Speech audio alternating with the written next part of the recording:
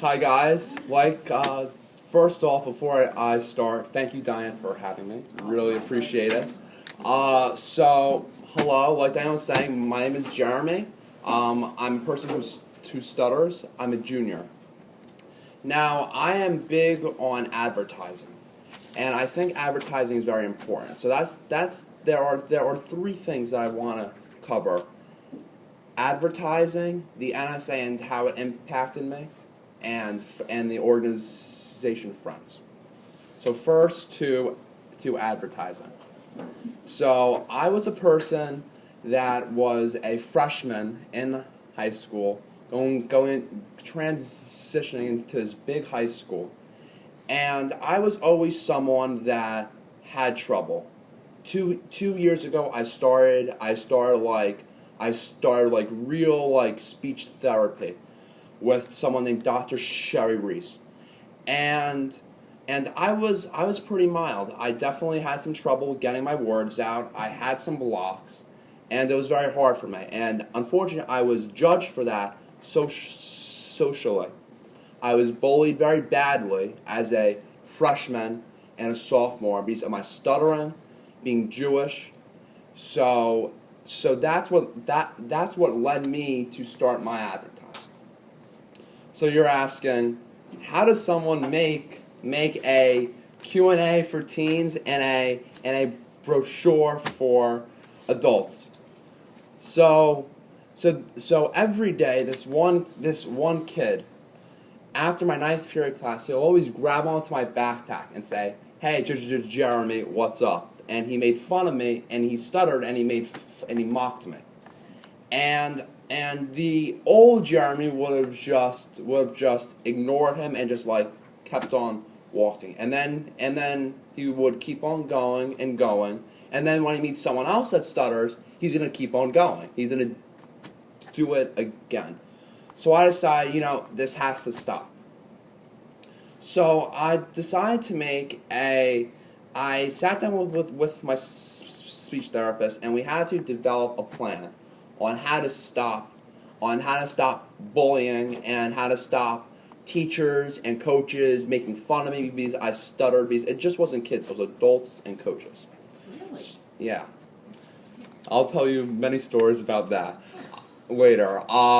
So I had to, because I was gonna make it much easier for myself. All I needed to do was I need just to make a one-page Q&A, because I learned that kids my age do not want to sit and read a brochure for hours because they're just gonna throw it away.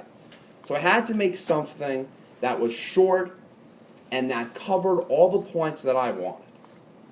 So I ended up making it, and what happened was I was bullied by several kids. It just wasn't this one kid, Nick. It was groups of people, and it got to a point where I had to tell the administration. And what do you think the administration did? Nothing. The principal told me, well, the kids they're going to get suspended. Next day they're back in school. So it wasn't anything. They ignored it, and it got worse. So I had to basically, when I didn't have my advertising, I had to pull out all my resources, my friends, to make it stop. And sophomore year, it eventually stopped. And that was when I had to do something. Because, all I did was I made it stop. That was it. There was too much peer pressure coming from my friends for the bullies to keep on going. So I had to advertise. So what I did was, during my lunch period, was probably the most nerve-wracking experience of my life. Imagine going up to a table of 10 kids that ridiculed you about your religion and about stuttering. And what I did was I went up to the quote-unquote ringleader and said, Matt, I made a Q&A about my stuttering, and I would just mind if you quickly glance at it. So I give the table of 10 kids my Q&A, and I'm busy there shaking because it was so nerve-wracking. It took me days and days and days to build up the confidence to do this. And then 5 minutes later, instead of throwing all of them out, he gives them back to me and he says, good stuff, Jeremy. So it just shows that that every rude, insecure kid, they're just not educated. My speech therapist always says you could educate 95% of the people. Then there are the 5% people that you just can't educate. And these kids were my enemies, but now we are friendly, and they will say hi to me in the hallways because I shared a piece of my life with them, and they knew. And one of the kids sent me a very long text apologizing what he did, and he didn't know what he was doing was very hurtful to me. He thought it was just a joke. So that was the first major impact of my advertising. The second thing was I was having a big problem with teachers and coaches. And with teachers, probably the problem that still sticks with me. There are two. The first one, it was a teacher. It was my lit teacher, and she asked to a class of 8 kids, what is a connection? My hand goes up, and I say A, and I had a bad block on connection. So it was a 5-second block, which is a very, very long block for me. And so she skips over me and she says, Jeremy, next time, please do not raise your hand unless you know the answer. And that was pretty offensive to me. It was very embarrassing, and she said it in front of the whole class and my friends. And sort of the kids chuckled, and it was a very bad experience for me. So what I did was the normal kid that stutters would be too cowardly to go up to the teacher and would just walk away and just forget about it. But what I did was I decided to take action, and after class for 15 minutes we had a conversation about my brochure, and what she did was wrong, and it really offended me. You told her that? I told her that.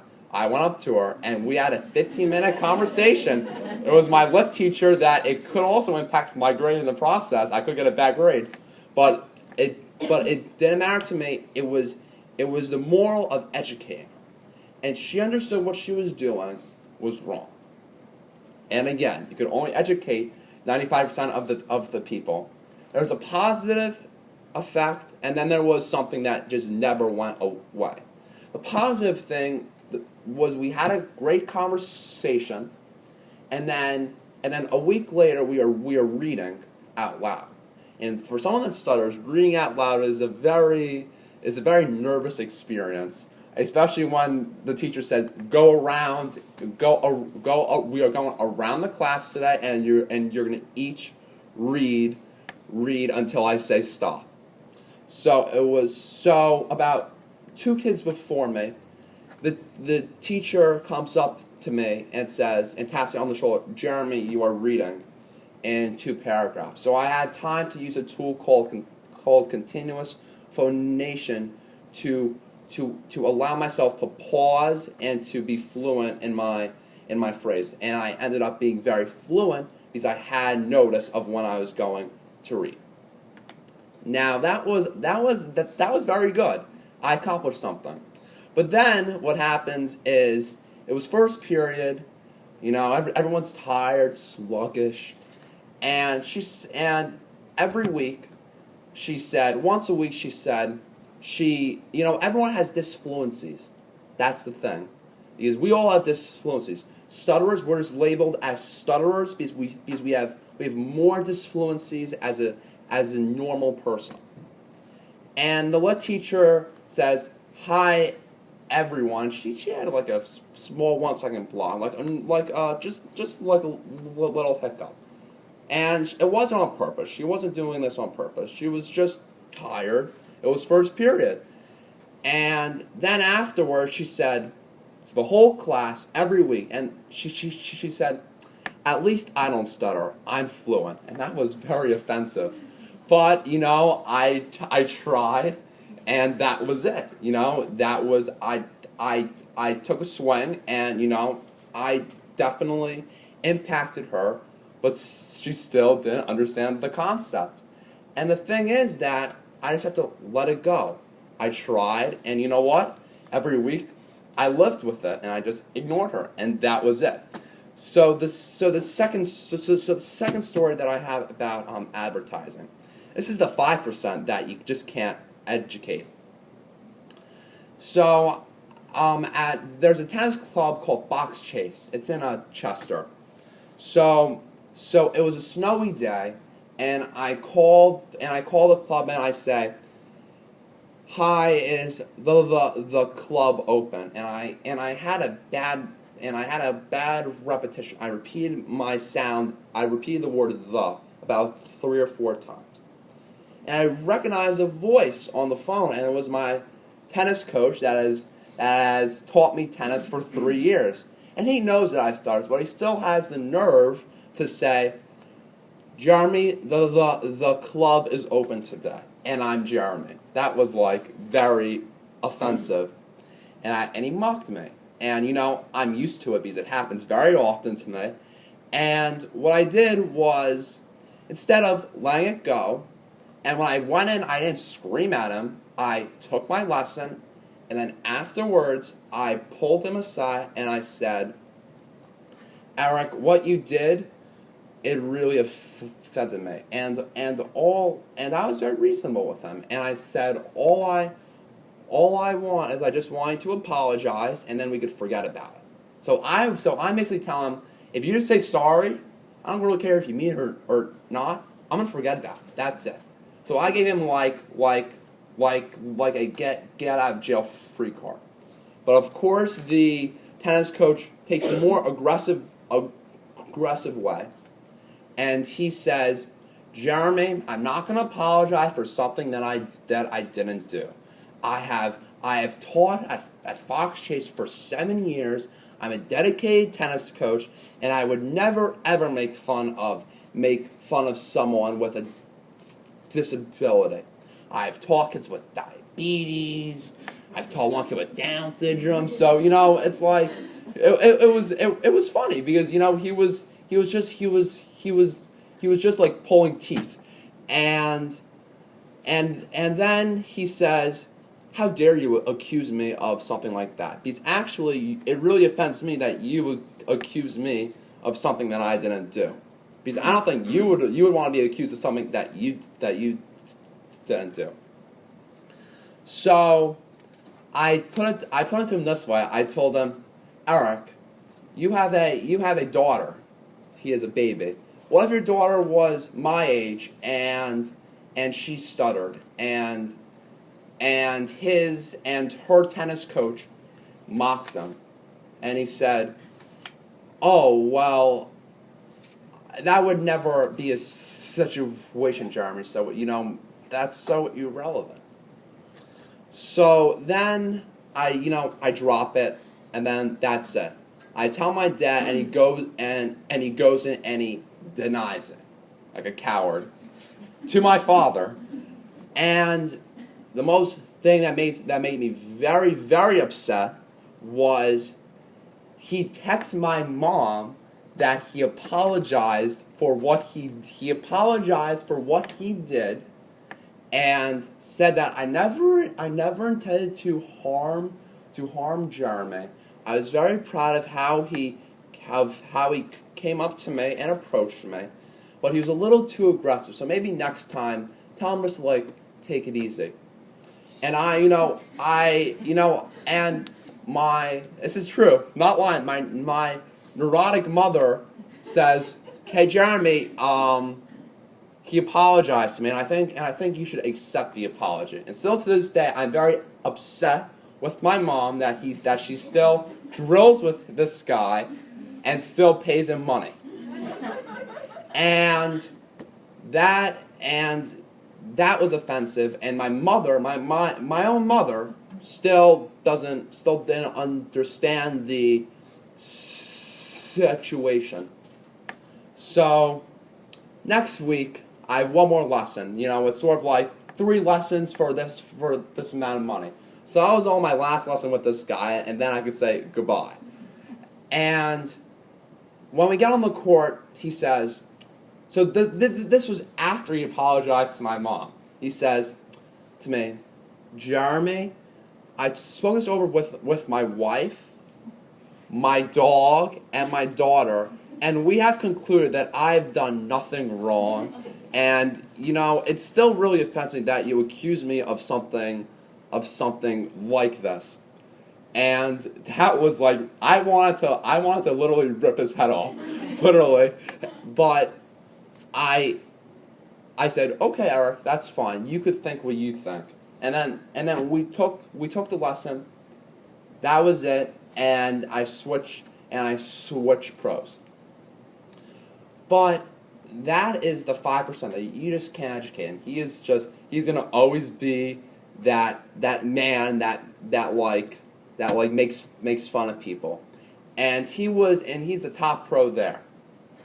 So I switched pros, and that was the end of it. It's really screw him. So those were the two big moments that I used my advertise, and I used a proactive way. There's a difference in my mind to advertising and going up and screaming and yelling at the person. Despite how I want to rip everyone's head off when they make fun of me, it's just not reality. You can't go up and punch someone or yell at them. Because yelling at people isn't going to get you anywhere. It's just going to get you into a shouting match, and then you're just better off letting it be. But I take a proactive approach by sitting down with that person and having a dialogue with them to understand my stutter. Instead of saying, hey, you did this. Not accusing them, having a dialogue. That's a real fine line. Because I've tried it before. Screaming at someone, it's just not going to get you anywhere. So that is the main thing when you advertise. If you ever want to advertise, or if you have a disability or something, you never yell. You give them factual information, and they may understand or they may not. At least you tried, and at least you had the guts to go up to that person and confront them about something that was very important to you. So you're asking, what else did I do because of advertising? The other things that I've been doing was I speak at colleges, to college classes like this. The biggest thing that I did was I wrote my own stuttering program to my youth group. It's a Jewish youth group, and I wrote my own 45-minute program, and it got out to 135 teens. And I led it myself. There was no help. It was just Jeremy writing it. And the reactions that I got, the most common reaction I got was, Jeremy, you don't stutter. And it's like, no, man, I do stutter seriously. So that's the idea. And what happens is when I advertise stuttering, you stutter more sometimes because you have too much tension. And the more tension you have, the more you're gonna stutter. And educating is definitely the big part, but also the secondary part of it is it's lowering my tension rate, and it's making me more fluent when I'm with those people again. So with this annoying tennis coach, I have to see his face, but I'm fluent with him because I had a dialogue with him about my stuttering. If I go up and I talk to a stranger, I'm going to stutter because I'm not comfortable with them. That's just how my stuttering is. So what organizations have I got involved in? Well, the NSA, I don't know if you heard of it. It's not the security. It's not the NSA, like the security one. Everyone says, "Oh, Jeremy, are you part of the security organization?" I said, "No, I'm not." It's the National Stuttering Association. And what it does is it helps kids like me that stutter and give them opportunities. So I went to a conference. They have a conference every year in July, and it occurs during the July 4th weekend, and it happens in a different city. And and it was my first conference that I went to, and I really enjoyed it because I didn't know people that stuttered. It's very hard for someone like me to compare myself to someone that stutters because I didn't know anyone that stuttered. I just knew my speech therapist, and she didn't stutter, so that wasn't helpful. So I met people that stuttered that were my age at the NSA conference.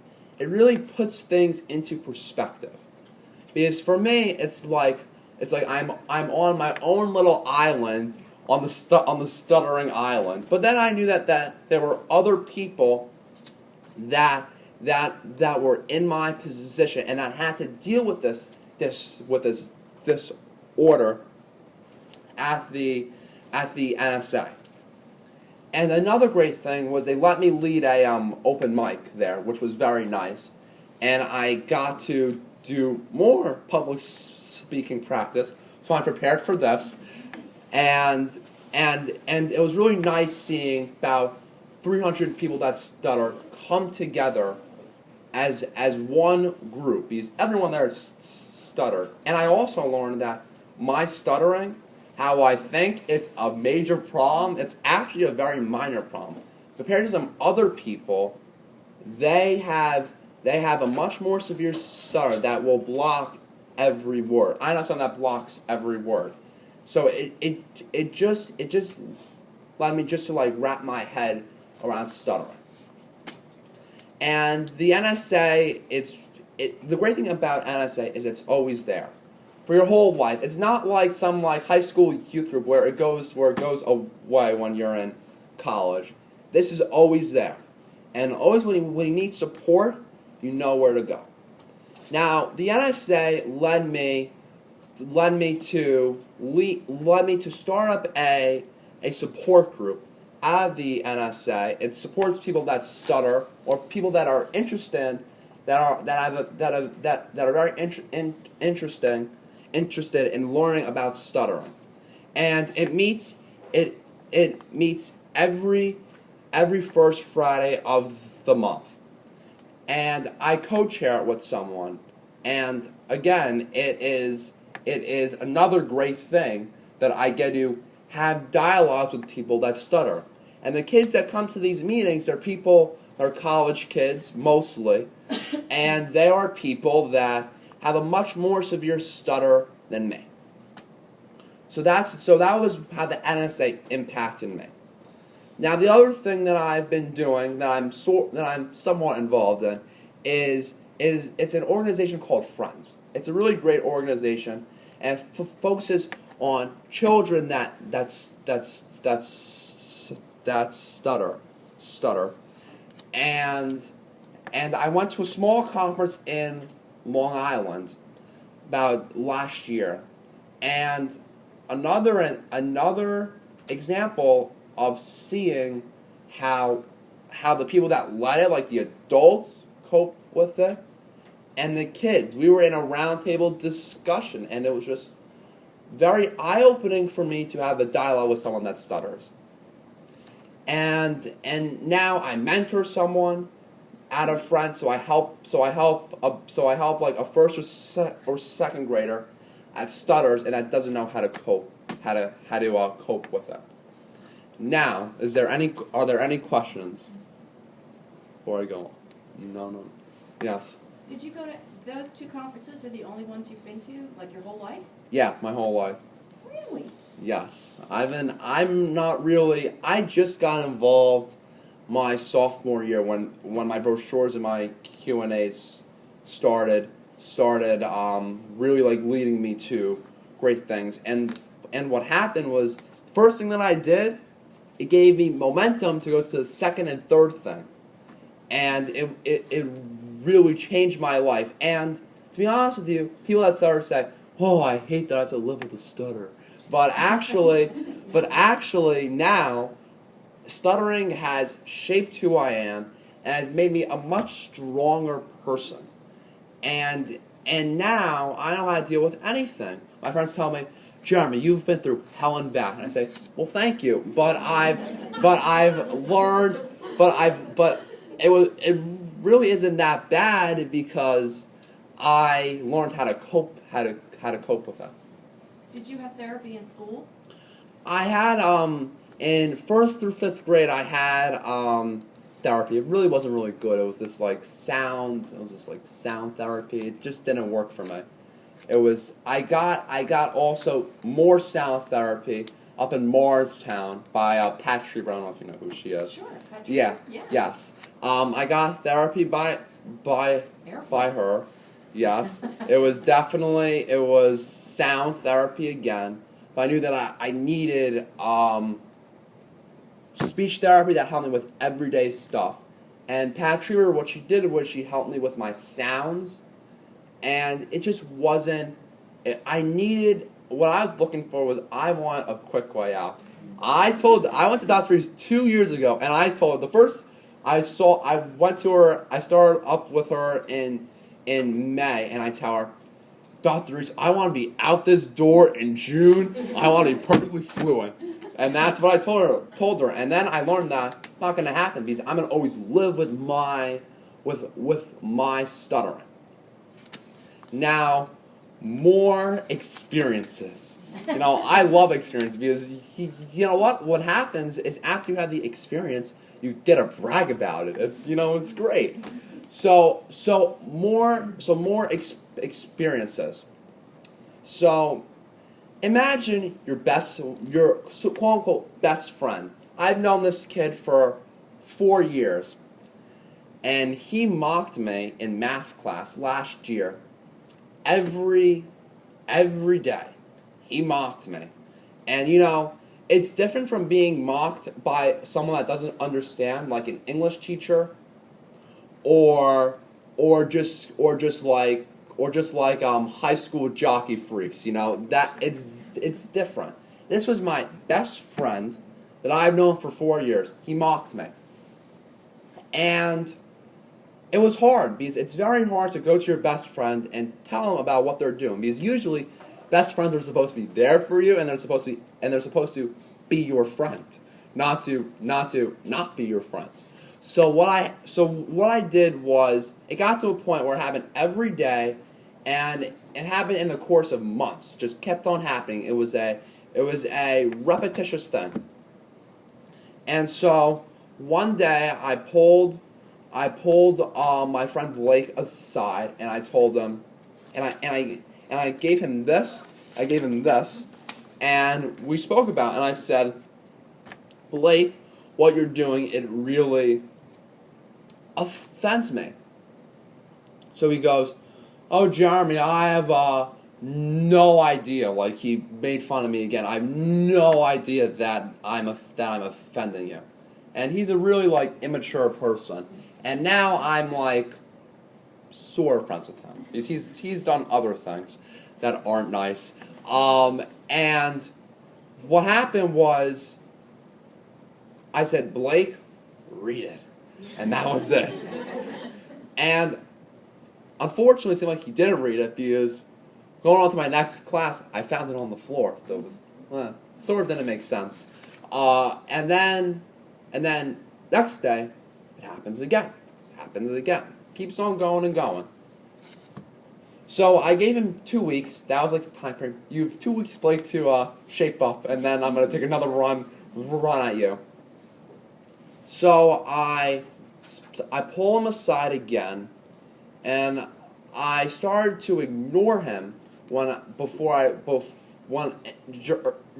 the course of these 2 weeks. I started to ignore him because people don't deserve respect if they don't give it to you. That's my saying. And I pull him aside, and he says, hey, Jeremy, what's the problem? You seem like you're ignoring me in math. And I said, well, Blake, there's a reason why I've been ignoring you. And he says, what, Jeremy? And I tell him, oh, well, we had this same conversation 2 weeks ago, but we could have it again if you want. You're still mocking me about my stuttering, and I don't like it. And I really appreciate if you stop and you actually read what I made, because if you actually read it, you might understand understand what you're doing is offending me. So he says, okay, Jeremy, I'll read it. So what do you think happens? I'm throwing out my empty water bottle, and what do you think I see in the recycling bin? This, my things that I gave him. So he didn't read it. So next month, still happens. I go up to him again and I say, Blake, we're gonna have to take a break, man, because you just keep on making fun of me. I've spoken to you multiple times about it, and it seems like you're still not getting the message. And I thought, as a friend, you should be there supporting me and having a normal conversation, not by purposely stuttering when I'm speaking to you, because that's just not nice. How would you? I was going to say, how do you feel? But then I thought, that's not the right way to go. Say, how do you feel? Like, I was very calm. Despite I wanted to rip his head off, I didn't. So that was the third time, and I just kept on ignoring him. And he invites me to his parties. So I've always went to his parties, and this party, he does it again. In a party, especially when it crosses the line when there are people from the opposite sex around when he does it too. That's like the line crosser. It's like, first, okay, I could live with it. But then after when he does it in front of his girlfriend, then that's enough. His girlfriend tells him to stop, but he keeps on going, and I just ignore him. And there wasn't another meeting that we spoke since he had enough. Because you know what? Insecure people, they get very bored when you ignore them, and it really pisses them off. And it did, and it worked. So he started talking to me again, and again, I'm friends with him because I have to. He's like all over me, a little weird. He touches me. He gives me a hug. He gives me a kiss on the cheek in the hallway. So it's a little weird. He's a little bit of a unique individual, I would say. And with Blake, I had to be friends with him. And despite he invited me to a dinner that I went to with my stupid mind of mine, I went to the dinner. It was him, his twin brother, and his freshman neighbor.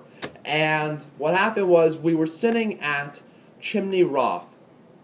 And all night, it's about anti-Semitic, and it's about making fun of Jeremy's stutter. And it happened for 2 hours. So imagine sitting down for a nice pizza dinner with your friends, and just, there's no like, how's your day? The Giants are playing today. The Raiders are playing today. No, there wasn't any of that. It was just about Jeremy, making fun of Jeremy and poking fun at Jeremy. So what I should have done was I should have walked away, and then my parents would have gotten me. But that would be like the cowardly way out. So I took it like a man, and I took it. And then on the drive home, he kept on going. His brother got annoyed, so we eventually stopped. But then, the next week, he has a party. And he says, hey, Jeremy, you want to come to my party? And I said, no, Blake, I don't hang out with people that make fun of me. And he says, hey, Jeremy, I haven't made fun of you, man. We're buds. We've been buds for so many years. I'll never do that. Of course, someone like that needs some education. Says, oh, Jeremy, I had no idea I was doing this. And I said, Blake, you were. I can't believe after this is like the 5th time we've discussed this. I don't know how many times we have to discuss this issue. And he says, all right, Jeremy, I'll stop. So I came to his party, And what do you think happened again? He mocked me. It's like, the kid, he didn't understand. I felt bad for him. You know, like, kids like that, there's a certain point when someone makes fun of you, it's the mental game. And his mental game was very low here. And in my mind, I felt bad for him. Because imagine someone making a fool out of themselves, mocking someone from their girlfriend and his friends. He's such an idiot. You know, he's gonna really be like a real success in life. I definitely know that. So I had a stronger mental mindset, and instead of taking it as offense, I just felt bad for him. And instead of talking to him again about it, it's like, that's it. And that was it. And you know what? Unfortunately, because they're just going to be really annoying people, they're just going to keep on saying, hey, Jeremy, want to hang out? Jeremy, want to hang out? Like, I still hang out with them just to entertain their needs, and that's it, you know? I'm neutral towards them.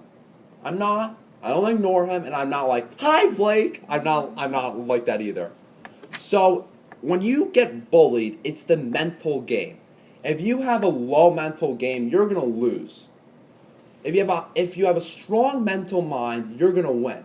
So when I came to making fun of my stuttering, something very dear to me, why I got crushed by those kids my freshman year was I lost my whole reputation because of them.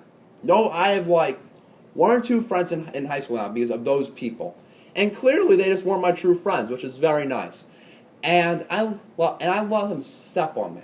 And what happens is someone that has a weak mental mind and takes things to offense, that's the person that gets crushed.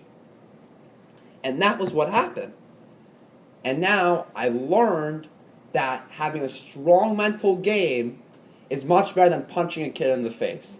Because, you know, my friends say, hey Jeremy, we could go approach them and we could have a little tussle with them. They were serious about it, and I said, or they said, we can beat them up for you. But I was like, no, because violence isn't the answer to problems. Despite how you may think it is and how it's the easy way out just to beat the kid up, it's just going to make the situation worse.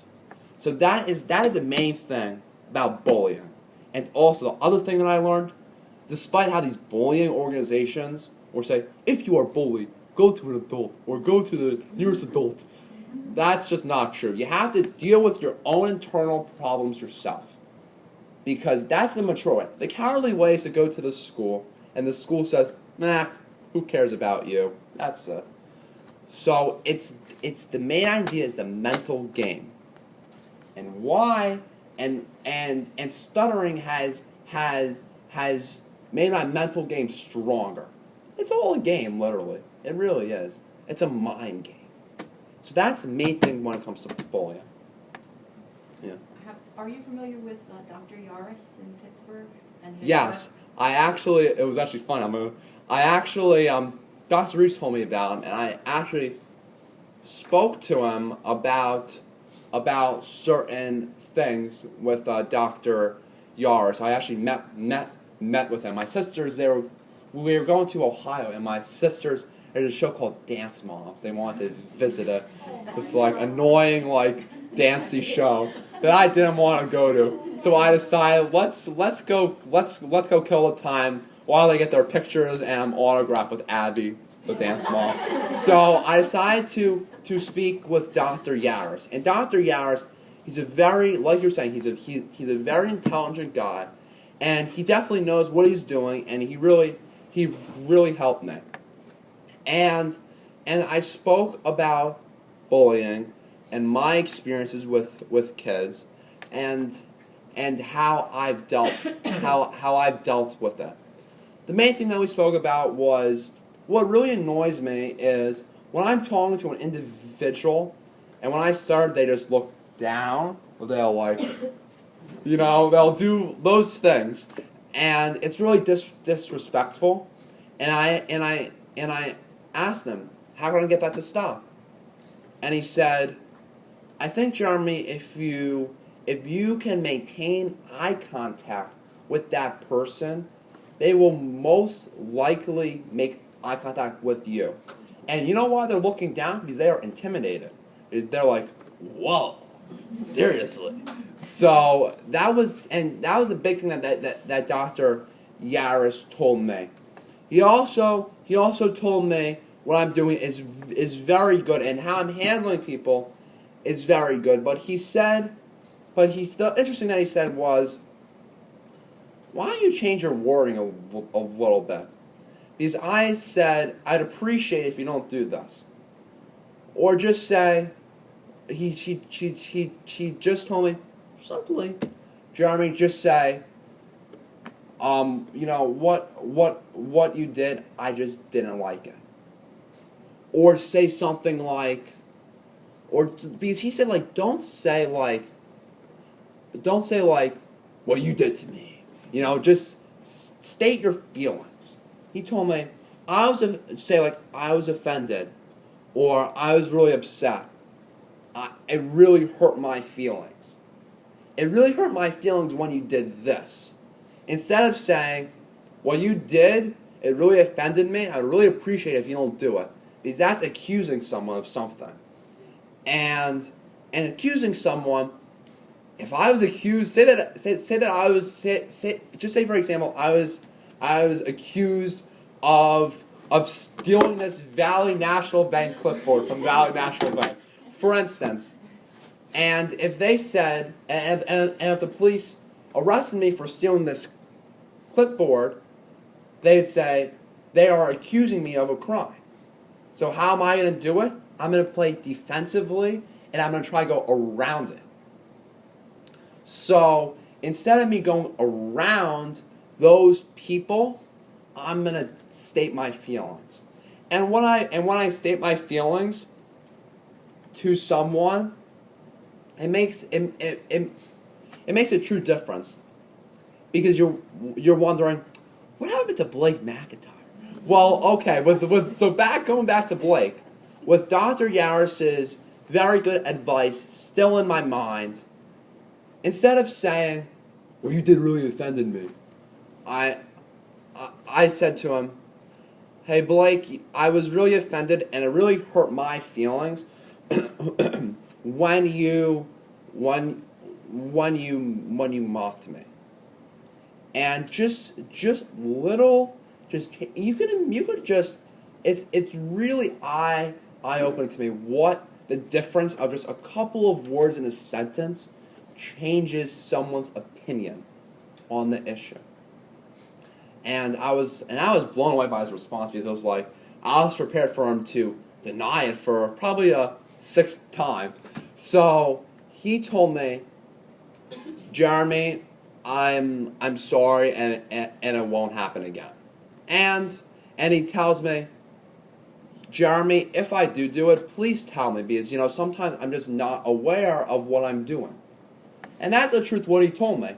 No, I'm not lying. This is what he specifically told me. And just because I changed it into a statement instead of an accusation, that's the biggest thing that Dr. Yaris taught me. And it definitely has a major effect on people. Because if the police came up to me and they just said, hey Jeremy, this Valley National Bank clipboard is missing, do you know where it is? I would answer that, because they're not accusing me of anything. I want to ask for a lawyer. But if they arrest me and they say, hey Jeremy, you stole this clipboard, I'm going to play defensive. But now I can play offensively, because now I'm not being accused of anything. And the same thing with those kids.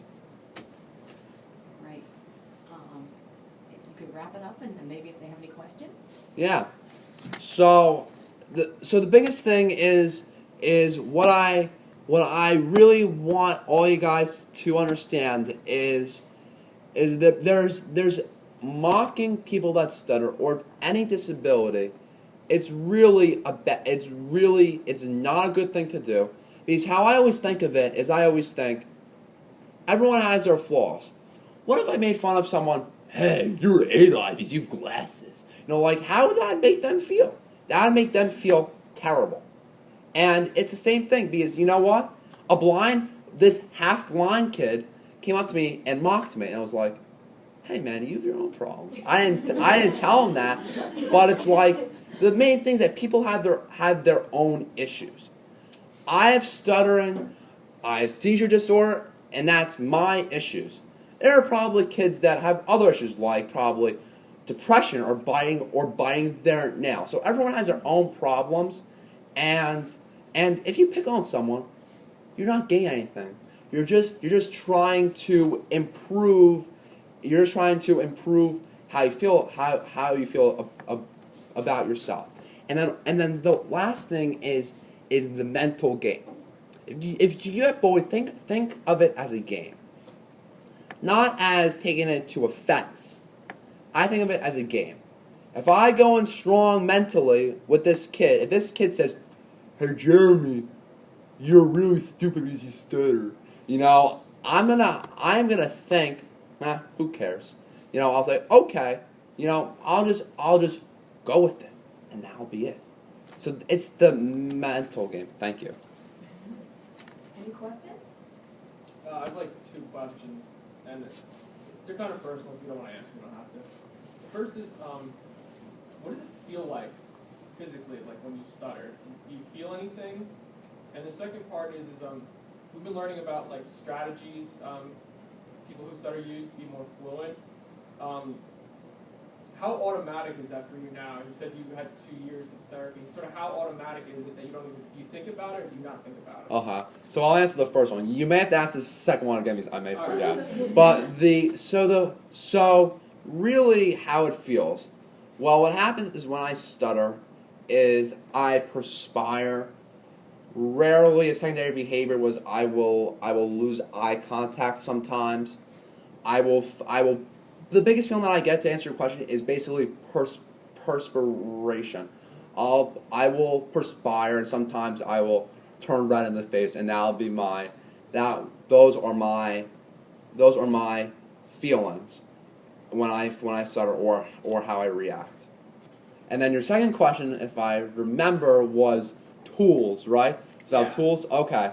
So the thing is that I've learned that if you go into speech therapy and if you just take the speech therapy and you just leave and then the next week you come back, you're not doing anything. You need to practice. I practiced every day.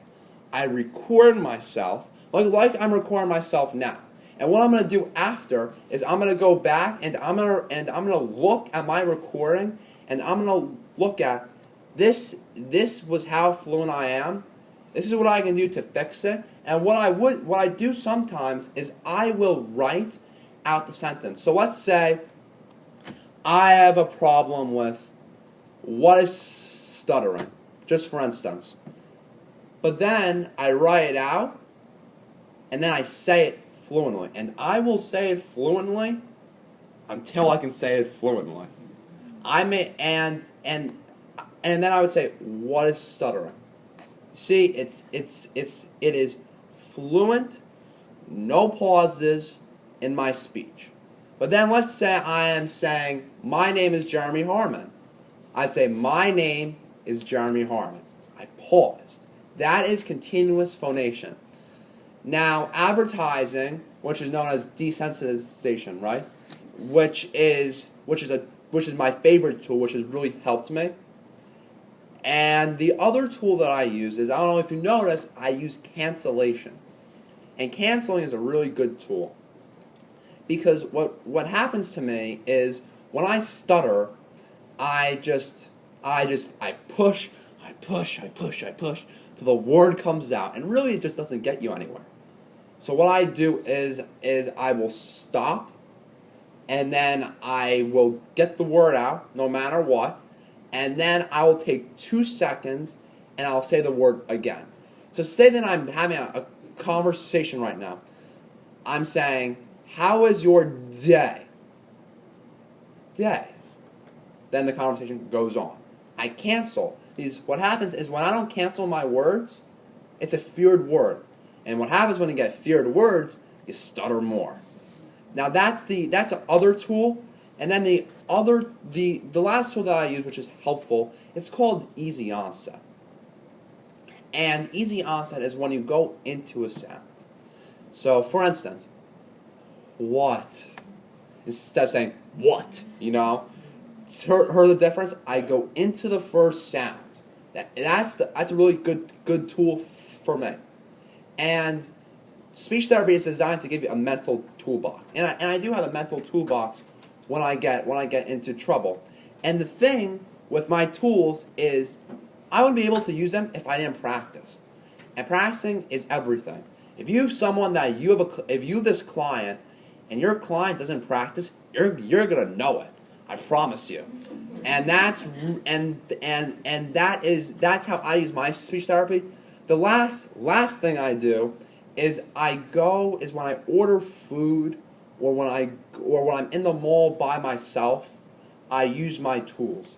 Because publicly it's a different ball game. Because I can do my tools perfectly at home, but then when I'm outside when I'm outside my house, it's a completely different ball game for me. Thank you. No problem. Good. Dr. Reese has taught you well. Yes, she has taught me well. I'm Yes. going to shoot Sherry Reese an email and tell her. Any other questions? Please ask. In going to speech therapy, what do you think was the most helpful thing that your therapist did besides strategies, but in just like relating to you? And what do you think was maybe not so helpful or something that we can keep in our pocket to not do? Good question. So, the most helpful thing was, and it still happens, when I do therapy, because Dr. Reese says, I'm a very interesting client.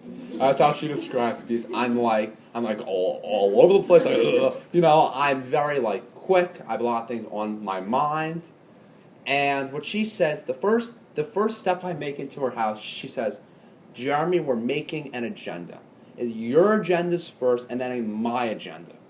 So basically, Dr. Reese, she's letting me have discussed my week with stuttering and what happened, or to analyze videos like this with me that I want to do. The most helpful thing was she made therapy about me. Not about helping me with my stutter, but me, of what I wanted to do. And then she used her own agenda. Now, the least helpful thing, I think Dr. Reese is the best therapist. I really do. I think she's amazing, and she's really changed my views on stuttering. Now, it's hard. It's a hard question. The thing that probably did not help me. It doesn't have to be When- Dr. Reese. It could be a therapist, and it could be Pat Oh, a Shaver. therapist? Okay. Any therapist? Okay. I think doing book work is very reading sentences out of a book or reading stories out of a book. It's just boring. It really is, or doing sounds in a book, practicing the sound in a book. It's just boring. So I like when I have my own material to read. Say that I have 2 chapters of Brit Lit to read. I read them with her to practice my speech. So I'm using my own reading material. And the least helpful thing is that sometimes it gets very boring because Dr. Reese picks her own material to do, and it's like, ugh, I want to fall asleep. Really, organizations have really helped me. The NSA has been a help, and the Friends has been a help, but being part of a youth group has really, really helped me. Because the difference is the NSA and Friends, the people stutter, and they are your breed. But at my Jewish youth group, these kids, they don't stutter. And I get to practice my tools with them. I get to run programs, and I get reactions. So that has really changed me. Well, let's give him a Oh, one more. Ask. I'm just curious what made you want to start up speech therapy again in high school after? In high school, yeah. So I was really struggling with my speech. And, you know, it got to a point where it was like I was having trouble on like every other word. I was having some repetitions. It's minor, but to me, it's sort of like a major problem for me. But to really get back to speech therapy was the bullying was getting bad for me, and I needed something to help with my speech and be more proactive. Because being proactive is a great thing in life, great quality. Jeremy, thank you so much. Thank you.